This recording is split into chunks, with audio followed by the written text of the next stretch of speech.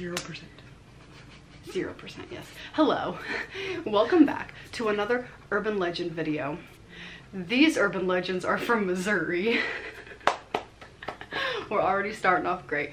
This state was recommended by Live Laugh Larceny. So these are 4 urban legends. Did you see like how spaced out my fingers were? This many. So there are 4 urban legends in Missouri that we found that we're going to read to you and then we're going to discuss a little bit. The first one is called Cabin in the Woods. In 1905, there was a married couple, John and Suzanne. They were from Hawk Point, Missouri. The two were extremely antisocial and liked to live like hermits. Shortly after being married, they bought a property deep in the woods in hopes that nobody would disturb them. John built him and his wife a cabin from the trees on their property. Later in their marriage, they had a baby girl named Josie. Allegedly, she was perfect. Growing up, she had long blonde hair and sparkling bright blue eyes. She was sheltered, so all she knew was her parents. Josie never left the property and was kept away from people. One afternoon, when Josie was about 12, she was in the backwoods when she ran into a woman named Jessica. Jessica was known as the local witch. Josie noticed she had herbs and spices for potions and spells. This witch was a dark witch. She traveled all over the woods trying to find the right ingredients for her harmful spells. 2 years went by and the two would meet secretly. Jessica would teach Josie her ways. When Josie was 14, the two were doing a spell and something went horribly wrong. Something came up from the pits of hell and went into Josie's body. The demon knocked her to the ground as it entered her body. Her face twisted and changed. A large hump appeared on her back. Jessica was horrified and ran away into the woods, leaving Josie on the ground and not looking back. The next morning, her parents found her body on the ground in the same spot where the demon attacked her. They woke Josie up and she started behaving as if she had lost her mind. Her parents were confused as they didn't know what had gotten into their daughter. They ended up having to drag her home. Josie screamed and kicked them. Once home, not knowing what to do, they chained Josie to her bed. Less than 30 days later, as evening approached, so did a severe thunderstorm. In all the noise from the thunderstorm, they didn't hear Josie get out of the chains. Suddenly, she was standing in the living room doorway. Josie violently murdered her parents and ran off into the woods. Jessica found the bodies a while later. She quietly buried them. Nobody noticed they died because of how cut off they were from the world. 10 years later, Jessica was on her deathbed, asking for forgiveness from the Lord. She felt so guilty of what had happened. She told her relatives the story as they sat around her. She said to that day Josie was still possessed by demons and called the log cabin her home. It's freaking creepy. We should go. You should. I'll stay in the car. After what I experienced last night, I don't think I want to be in the woods anymore. I'll be in the car like this. I found this from a urban legend book by a guy, and I found this, I don't know his name. By a guy. I'll put it up here when I find it. This guy actually went and investigated to see if he could actually find the cabin, because he was like, I gotta know if this exists. So he did. And I want to read part of the story that he wrote. He said, "All was quiet until the midnight hour when all hell broke loose. First there was scratching along the doors. Next, whatever wanted in began to scream like a banshee. But there was nothing I could do. Whatever was outside that cabin was mad. And I have to admit that this reporter was scared. I began to pray because I certainly wasn't going to be sleeping. Around 3 a.m., I couldn't take it any longer. I quickly grabbed my things and decided that I was going to make a run for it. I just knew that I had to get away from that cabin. I made it to the front door and stopped cold. The realization hit me, whatever was outside could not come in. It could not pass the windows and doors that have been blessed with oil and prayed over. If I wanted to make it out alive, I would have to stay inside. Suddenly, it was as if the devil himself had unleashed the most horrifying depths of hell right outside that little cabin. But I knew that it was the prayer of the blood of Jesus kept them outside the thin walls. I thought I might lose my mind that night as I sat on the floor and prayed and prayed. Things seemed to quiet down when suddenly the front door flew open. I ran and shut it. By the time I turned, the window popped up in its frame as I ran over to shut it. I looked out into the black night. It was too dark. I could see nothing. In the quiet came a soft whisper, calling my name over and over again. I slammed the window shut and went back to where I'd been sitting. I covered my ears and began to pray out loud. Lord Jesus, wrap your arms around me and protect me. Over and over, I prayed the same thing until finally the first rays of dawn's light broke over the horizon, breaking the hold the darkness had on the land. The demons fled with the darkness as they despised the light and preferred to lurk in the darkness of the night. In a matter of moments, I was out of the cabin and into the woods, heading right toward the rising sun. I knew that I had entered the wood from the east. I moved as fast as I could through the woods, only resting when I absolutely had to. Almost 3 hours later, I found a big creek, then followed it for another 30 minutes right to my car. I drove off quickly without looking back, and I don't plan on ever going out there again. I kind of want to go. So, Jordan, if you're watching this, you want to take a road trip, buddy? We're going to Missouri Monday to take Cody back. Oh my god, that might be the perfect time. You might never hear from me again. You can hike for like, didn't he say 3 hours? Yeah. You can't hike for that long. So, you think that one's true? Well, I guess. Sounds like it. I sure scared that guy. There was confirmation from somebody. Momo the Monster. On July 11th, 1972, two young brothers were playing in their backyard. They lived in the rural outskirts of Louisiana, Missouri. In the kitchen was their older sister Doris. Everything was peaceful until she heard her brother's terrified screams. As she looked out the window, she saw a massive, dark-haired, man-like creature holding what she thought looked like a dead dog, and large, glowing orange eyes. Many more sightings happened that year, including the local fire department chief having his own experience with the creature. He was driving along a creek bed at night and he saw a massive creature in his headlights. This legend became so popular that Six Flags in St. Louis had a ride named after the creature. The ride operated from 1973 to 1994. Hey, you want to go take a ride on Momo the Monster? Is it 1994? We're gonna party like it's 1994. We'll be dead. I'm okay with that. I guess we weren't dead, we just didn't exist. You right. Back in the good old days. Good old day. That would be kind of creepy. Just imagine, like, looking out. Well, you got random shit floating all over your backyard. This video you sent me yesterday, the fucking, what was that? It looked like a beaver. I think it was like a woodchuck or a, what's that thing that predicts the winter? A groundhog. That. I don't know what it was. I think it was a groundhog. She literally she had squirrels on crack in her backyard one day. I've got squirrels, chipmunks, rabbits, cats, a beaver or something. I don't really know. Maybe it's the otter that's down at the lake. But like my backyard is fenced in, and like there's just animals they just gravitate. They just spawn in your backyard. It's like I feel like a Disney princess sometimes. Do you want to see more of this? Straw.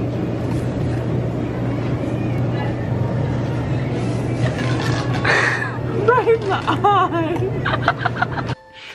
Or this. But on my Sims. No. But not this. You're not gonna get naked. It is not an OnlyFans. I would love to see you over at Patreon. We have a Patreon account that the link is in the description. You can go to it and subscribe and see all of this bonus content, Q&As, lives, bonus pictures, bonus footage, blooper reels, death. My back. All of that and more. So if you want to get to know us on more of a personal level, I don't know why you would, because we're kind of chaotic, but starting at $3 a month, you can come and support us. The support helps us with things like buying new equipment, going out and making more content for you guys. So the support is very much appreciated, and I thank all of you who have or are going to subscribe, and I look forward to seeing you over there. Yeah. Brought to you by viewers like you. Thank you. There's a corpse under the bed. One July day in 2003, a young couple checked into the Capri Motel. While laying down on the bed that night, they noticed a foul odor coming from under the bed. They contacted the hotel manager and he assured them there was nothing in the room that could cause the smell. So they slept in the bed through the night, and in the morning the smell was unbearable. The couple decided to look under the bed for themselves. They saw a rotting corpse inside the box spring they had slept on. Why would you not check before you went to bed? Especially if you were smelling it. Because like... And I went and Googled it, and there's more to the story. There was actually like 2 or 3 other people who had stayed there in the room previously to those people, and they reported strange smells too. So I feel like if you could smell it, like, I've never smelt a dead body, but I'm sure it's quite disgusting. Yeah. And if you're in a hotel room, you could probably like pinpoint where the smell is coming from. Why would you just sleep and be like, oh, I guess we'll just sleep? And after, you know, like 3 people saying that, why wouldn't the hotel manager be like, maybe something's going on? The hotel doesn't exist anymore. It got torn down. Probably for the best, if that's what's going on in there. I don't know. I feel like if there was a disgusting smell, I wouldn't be able to sleep until I got to the source of what the hell it was. Yeah, really. Like, I have a really sensitive nose, and if there is a smell, I'm gonna sniff it out and get rid of it. I can't. I'm gonna sniff it out. Well, I have kids, and sometimes like a sippy cup will roll under somewhere and get lost, and they'll have like milk in it or something, or you never know. You're just like, what is that? Okay, the 4th and final one is the Lemp Mansion. This is probably the most famous one ever, so I literally just had to tell it because I hear all my friends talking about it, and now I finally want to talk about it, so you're gonna all shut up and listen to me talk about it. Yes, ma'am. Johann Adam Lemp arrived in St. Louis from Germany in 1838. He built a small grocery store and sold common household items, groceries, and homemade beer. The beer was so popular that 2 years later, in 1840, he built a small brewery and left the grocery store. 4 years, the brewery gained popularity, expanding to winning first place at the St. Louis Fair in 1858. On August 25, 1862, Adam Lemp died a millionaire. His son William took over and instantly began expanding immensely.